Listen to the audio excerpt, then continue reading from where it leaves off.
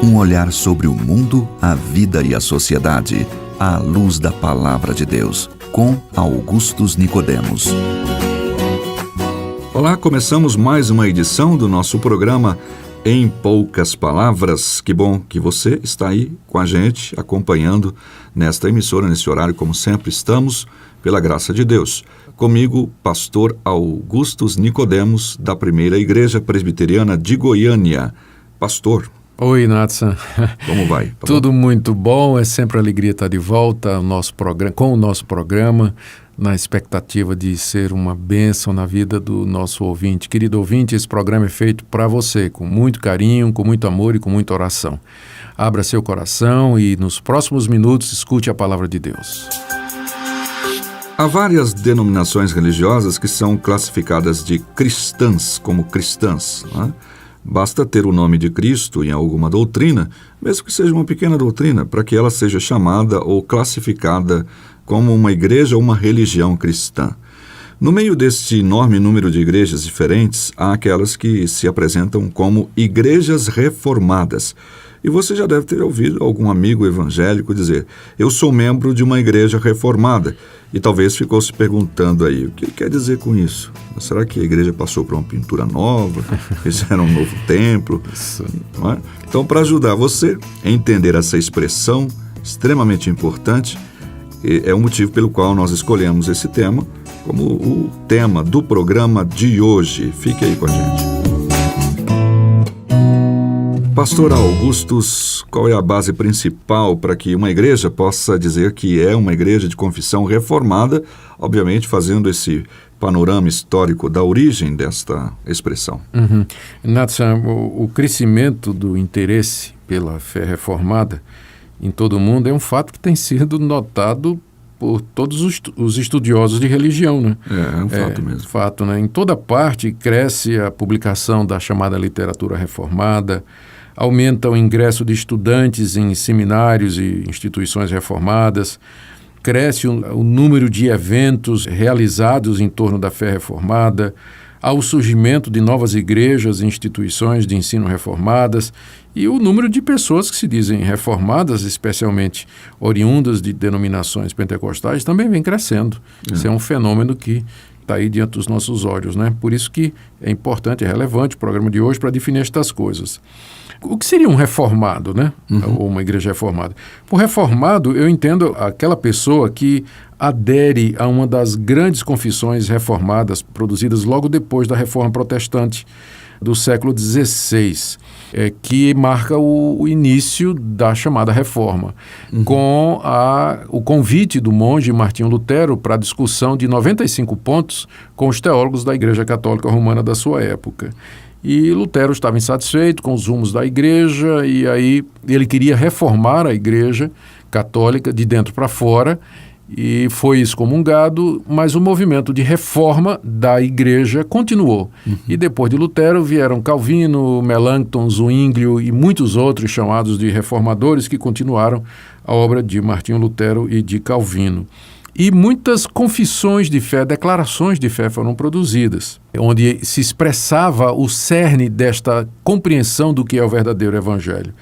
Além disso, para resumir esse pensamento da Reforma Protestante, se criaram os 5 grandes slogans da Reforma, que são muito conhecidos: a Sola Scriptura, Sola Gratia, Sola Fide, Solus Christus e Soli Deo Gloria. Então, cada um desses pontos refletia uma frente de combate ao catolicismo da época. Por exemplo, quando os reformadores disseram sola Scriptura, somente a Escritura, eles estavam dizendo que somente a Bíblia deveria ser a base de fé e prática para a igreja, e não os pronunciamentos papais, os documentos dos magistérios e de concílios, mas a Bíblia e somente a Bíblia deveria ser a base da igreja. Quando eles diziam sola gratia, então estavam dizendo somente a salvação é somente pela graça de Deus, não é por obras. Quando diziam sola fides, eles estavam dizendo de que maneira essa salvação graciosa nos chega, que é somente através da fé, não é pela mediação da igreja e dos sacramentos na igreja. Quando dizia solus Christus, estava dizendo que somente Cristo é o nosso mediador. Maria não é medianeira, os santos não são medianeiras. E soli deu glória, que é o último sola, não é? Simplesmente quer dizer que toda glória é somente de Deus. Ele não divide sua glória com o homem, porque a salvação do começo ao fim é uma obra dele. Então, estas são ou foram características do movimento reformado no seu início. E aqui a gente podia acrescentar também aqueles chamados 5 pontos do calvinismo que vieram 150 anos depois da Reforma Protestante e que ficaram resumidos naquele acrônimo, né, TULIP, daquela famosa flor, e que são o depravação total, eleição incondicional, expiação limitada, graça irresistível e perseverança final. Então, esses eu diria que são os pontos centrais da teologia de uma igreja reformada. Uma igreja reformada é uma igreja que historicamente se associa com o movimento começado com Lutero e com Calvino, que adota uma dessas grandes confissões de fé, que abraça os 5 slogans, os 5 solas, não é? E cuja soteriologia ou doutrina da salvação é em cima desses 5 pontos da chamada tulipa, né? Do tulip. Tem que lembrar também, Natsan, que a Reforma produziu movimentos associados aos seus líderes, né? Como, por exemplo, igrejas calvinistas, zwinglianas, luteranas. Estes líderes concordariam substancialmente entre si com relação aos solas e aos 5 pontos do chamado calvinismo, né? Embora divergissem em outros. Eu estou aqui me referindo aos luteranos, zwinglianos, calvinistas.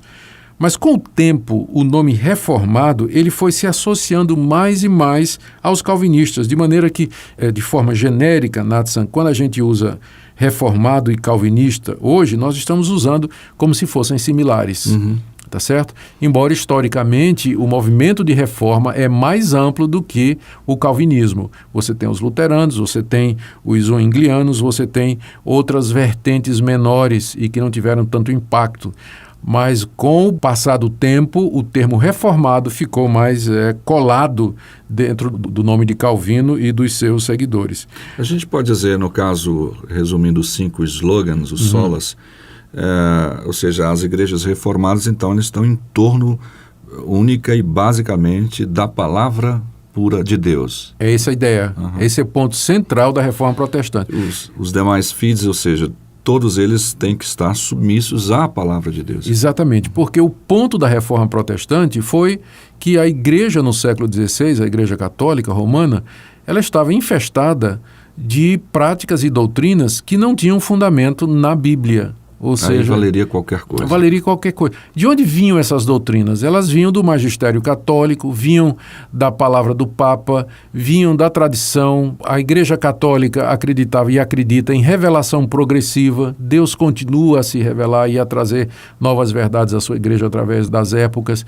Os reformadores disseram não, é só a Escritura, os livros do Antigo e do Novo Testamentos. Pronto, é dessa forma que Deus nos fala e é aqui que nós vamos ficar.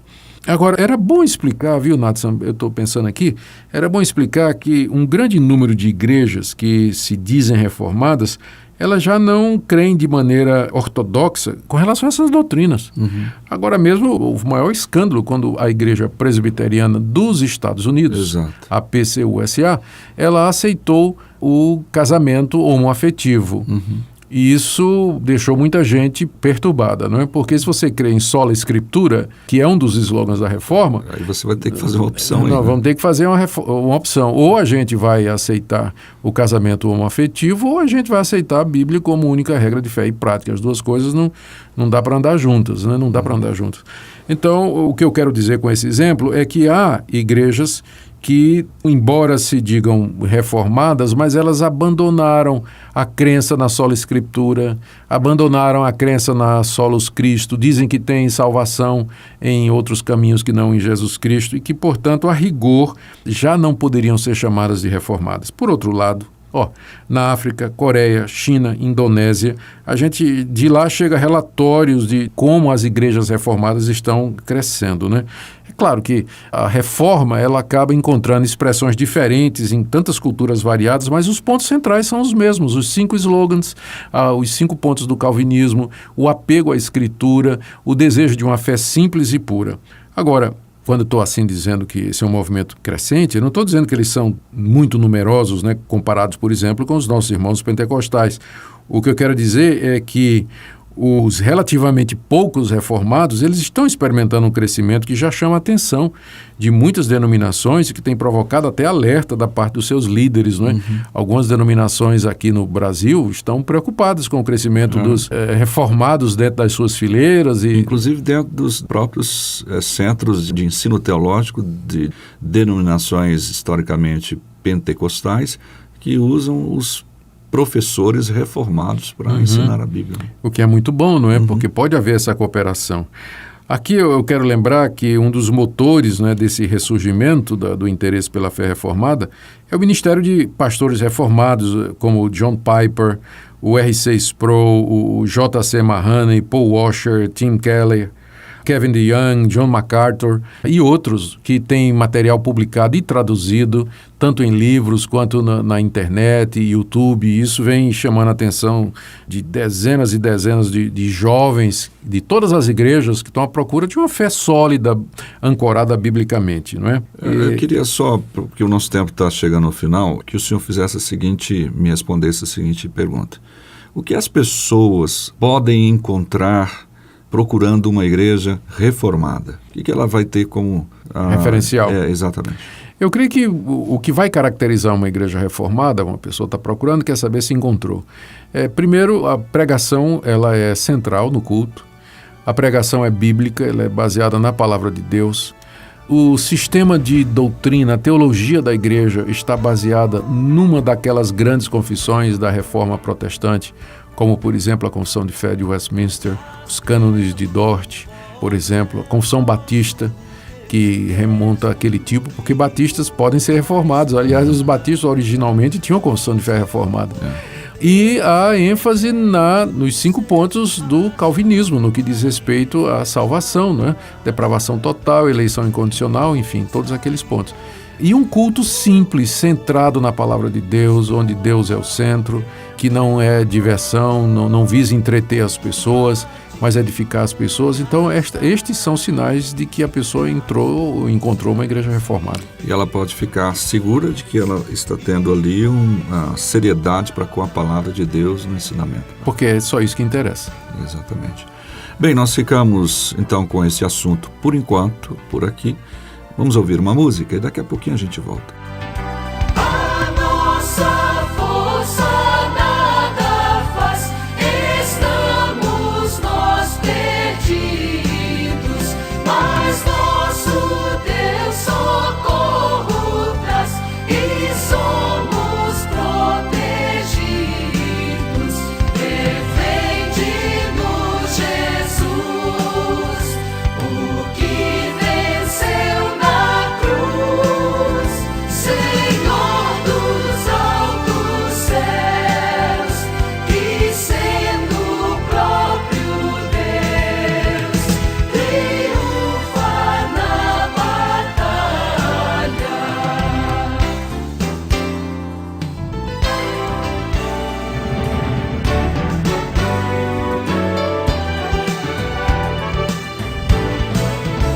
Sim, que a palavra ficará. E chegamos ao final de mais uma edição do nosso programa Em Poucas Palavras, que hoje falou sobre a igreja, sobre as características da igreja, de uma igreja reformada. Por falar nisso, você deve visitar a Igreja Presbiteriana, primeira Igreja Presbiteriana de Goiânia, que é uma igreja de confissão reformada, como é a Igreja Presbiteriana do Brasil. Pastor Augustus. Queria só reiterar o convite que você está fazendo, Natson, dizer que você será muito bem-vindo em nossa igreja e que recebê-lo será um grande privilégio para nós. Apareça. Até o próximo programa. Em poucas palavras,